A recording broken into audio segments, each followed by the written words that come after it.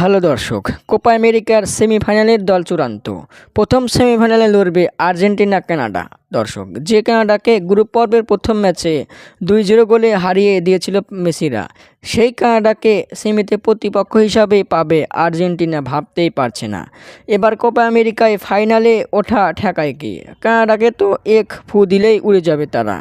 দর্শক, আর্জেন্টিনা ভক্তদের দারুণ সুখবর। অনেকেই আনন্দ উদযাপন শুরু করে দিয়েছে।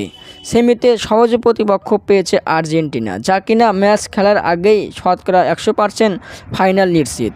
দর্শক, কোপা আমেরিকায় প্রথম সেমিফাইনাল আগামী 10 জুলাই, এরপর দ্বিতীয় সেমিফাইনাল 11 জুলাই। এবার কোপা আমেরিকায় তাহলে শেষ অপরাজিত চ্যাম্পিয়ন হতে যাচ্ছে আর্জেন্টিনাই। দর্শক, কোপায় শিরোপা জেতাতে ঠেকানোর মতো কোনো দলই নাই। সব দলই মেসি বাহিনীদের কাছে সহজ প্রতিপক্ষ, যাদের না ধরলেই চলে। দর্শক, 10 জুলাই বাংলাদেশের সময় ভোর 6টায় মুখোমুখি হবে আর্জেন্টিনা বনাম শক্তিশালী কানাডা। দর্শক, আপনাদের মতামত কি? আর্জেন্টিনা কি পারবে ফাইনালে উঠতে? কমেন্টের মাধ্যমে জানিয়ে দিন। ধন্যবাদ।